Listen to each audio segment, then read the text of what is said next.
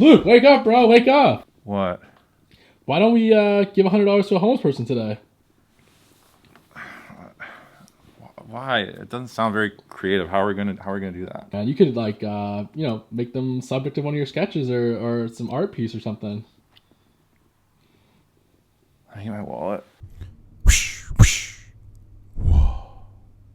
For decades, in Los Angeles has struggled to confront its homeless crisis. Across the city, the tents stretch everywhere.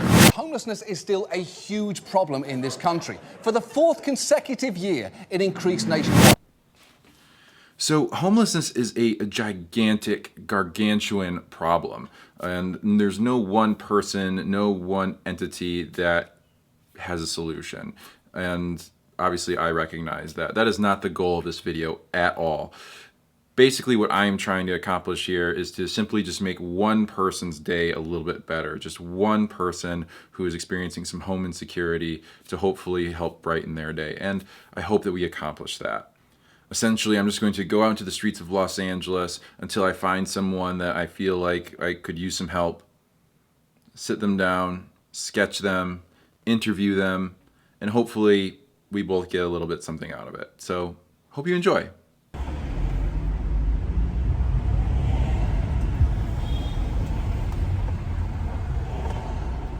How's it going, man? Can I sketch you for like $100? Oh, sketch me? Oh, that's you? Yeah, it's me. How long is it gonna take? Half hour, maybe? $100, half hour. What we gonna do right here? Here, there, wherever. Yeah, come on. All right, let me go park. Said yes. All right, let's go see how this goes. Could go great, could go very poorly. I don't know. Cool. So just so you're aware, so I did like one of Will Smith this morning. So Yeah. it's like not great, but it's like that's about like the level of my skill. Oh, look at you. So I'm trying to get better. Let's see. One day you ugly mom. What do you say? I don't know. He's just ugly. Aaron, where are you from, man? You from around here? DC, bro. DC? Yeah. Oh, that's cool. Never been to DC. Yeah, I'm staying away from the zombie apocalypse and shit like that. Unfortunately, around here gotta try to get it trending. So Yeah. whenever zombies are trending for anybody, I just count them out. I know what you mean. Yeah. All right, cool. All right, I think I got everything I need.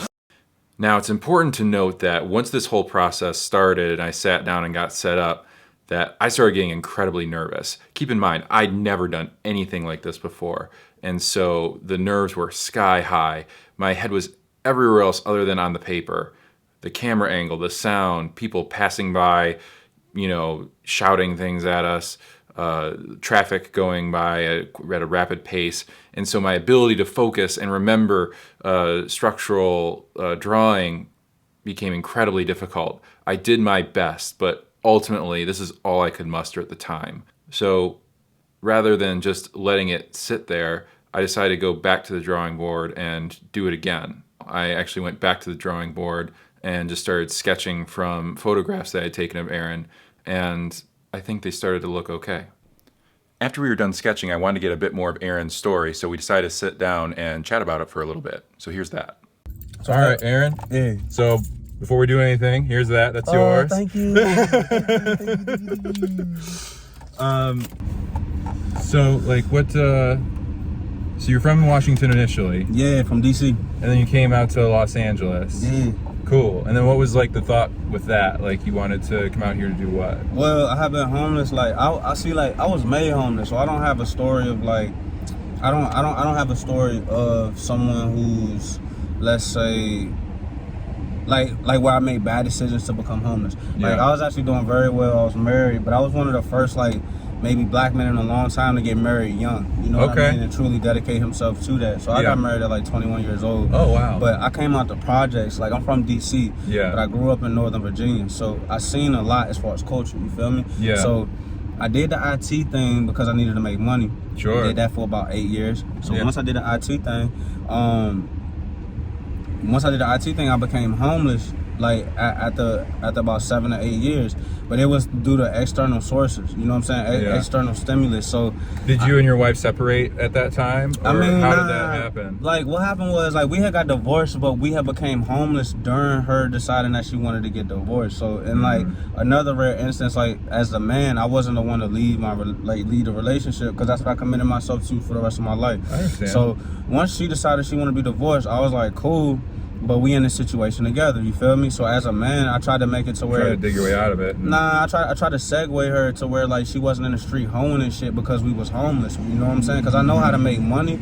I just knew it was a matter of time. Like it's like, okay, I've been qualified to do like $100,000 IT work for the last 3 years. Yeah. Okay. So me not having a job for 2 seconds is not that big of a deal. Like I make a car in a week. You know what I'm saying? Yeah. Right. So for her, it's like I think she just did too much. Like the way I seen it was like I became homeless for a split second. I needed a little bit of support to get me to like where I was comfortable, where I could think. You know what I'm saying, and make the right decision. Throughout all that time, I guess she was so focused on the divorce part, she wasn't looking at like I was trying to make it so she wouldn't have to be a hoe to make money. Because when a woman really love a man, she'll think to do that. Yeah. But at the same time, like that's an immature woman. But anyway, in my case, it was odd. It was like while I was being the best I could be for myself in my personal situation that I had obligated myself to willingly, then I became like this monster to motherfuckers who I was helping. So that became the problem. Like, you know what I'm saying? Like I'm helping these motherfuckers, but I'm also all of a sudden a crackhead even though I'm sober. Yeah. You understand what I'm saying? I do. Yeah, so this pissed me off like 1,000, but like I said, like I can keep my composure because I know who I am. So in my case, what it was it was like a script. I call it a script flip, right? Like when somebody flipped the script. So it's like, okay, Aaron been this way his entire life. Like that's why I went into IT, because in IT nothing talk back to you. Right? You left alone, you do your thing. Right, I put on my headphones for the next 12 hours, 10 hours. I'm just by myself. Like I don't gotta be around none of this. You know what I'm saying? Sure, yeah. Right. So, it's like, but it's a reason why some individuals like IT. Right. So, and then from that environment, I was like thrown to be homeless, and like, because the past don't really matter. The point is, like, we all here. I'm Aaron Jaru still. I'm 31 from DC. You know what I'm saying? I'm currently residing in Cali. And back to your question, because I came full circle. Yeah, back to your question. I came to Cali just for vacation, man. I was in Virginia about like 3 years. It's cold over there. Oh, it's really cold. Oh, you I'm from Michigan. It's cold there. Yeah, exactly. Right. Yeah. So it get blistering cold, like how somebody in Cali wouldn't understand. So when these about like the wind ain't blowing, the wind ain't blowing, but it's not as cool as I wanted to be. Somebody needs to fix that. It's like, motherfucker, I'm coming from like 20 below outside. What the is you bitching for? Right, you know what I'm saying? Yeah. So that's where I'm at with it. You know? Yeah. And then out here, I'm just like I'm building step by step because I had everything I needed to segue, but like I said, like I'm from the east side, so go to the east side if you want like what you supposed to do to be professional and to be a husband and to be that. I can't tell nobody. So I do want to ask you, so you were doing the IT and then like and then homelessness happened. Was that a result of like losing the job? I don't want to belabor the point, right? I was just kind of curious. I actually started a business called Plus Plus, right? Okay. And Plus Plus was a nonprofit. A lot of black folks don't get certified for nonprofits, and a lot of individuals in general don't get certified for them jobs. So I started a nonprofit, man, and I started music. I've been doing music like 17 years in the cut. Okay. So I started smacking these with music, like not for real. The music doing like 20,000 a week, and I do my own promotion because I know IT. That's what these up. I already know IT, man. So when I use a computer, I know how to use it to go get go send my traffic where I want it. Right. Like to real music listeners and like consumers. Like that's what they do. They listen to the message and they just like But when you got like 20, 30, 1,000 of them and you not really known, then everybody start tripping. That's that's how I understood it. And then I came with my business plus my artist name plus sign. So you can go to soundcloud.com/plusup, like PLUSUP.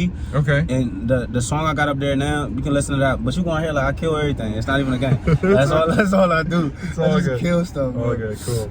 I mean the bad stuff. Yeah, no, it's alright. All right, man. Well, so what's like the next step for you? Like looking like 3-4 months down the road. I know you're talking about housing's like a big deal right now. So Is there like a shelter that you're working with, or are you trying to get an apartment, or what are you trying to do? Well, it's like a shelter in a living community. Yeah. You could say. So, I mean, it's taking slower than normal than I would like, but I know there's like a long waiting list for a lot of beds and a lot of shelters. It is, like, but it's also favoritism. I mean, I ain't got no problem, because that's how I talk to them in real life, because they got to know what they doing. Sometimes they don't know what they doing, you feel me? They think they being safe and they messing up 9 to 5, like EEOP type shit, you know what I'm saying? Yeah, just by mistake. They don't know EEOP. They're like, we just get hired because we foreign. It's like, yeah, like, we got equal opportunity. We can't just hire our friends and who we want, you know what I'm saying? Yeah, I know what you mean. Yeah, but yeah, so when we talking like 2 months, I'm looking on having an apartment, looking on having a few females, you know what I'm saying, on my list. A few. One's good enough for me. Yeah, I like them by the dozen. I ain't gonna lie. Okay. But look though, but I'm gonna get the apartment, and then from there, like, a source of income. Right now, I mean, who knows, bro? This might be like magic money. Well, I hope so. It might flip into luminated, luminous, luscious lucricity. They never even heard that word. Lucricity? Yeah, I like it. No, man, I mean, I hope that this is helpful for whatever you're trying to do. I mean, it's you know, it's the start anyways. Hey, that's how you fool abroad, though, just for the youngest. Okay. Yeah, you put the 20s on the outside, put the ones on the inside, fold it up like this. Right. 20s, That's a good trick. I'll have to try that one time. All right, man, I'm out of here. You be well, okay? Let's zook. Take care. Yeah.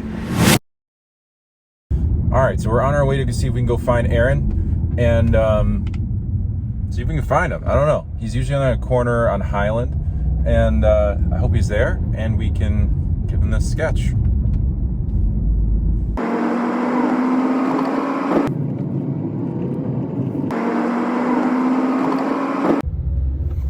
Well, this is usually the corner where he's at. Damn.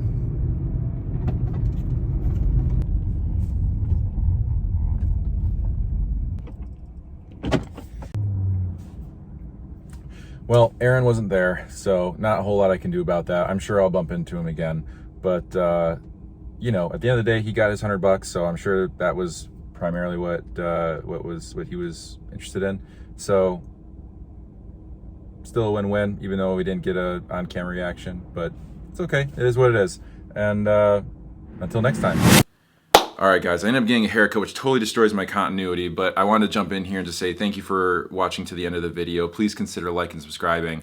And I really had a great time with this one. It was great getting to chat with Aaron and do this job. And you know, I wanted to create something that helps promote giving, and I think it's something that we can all do better at. I know I could.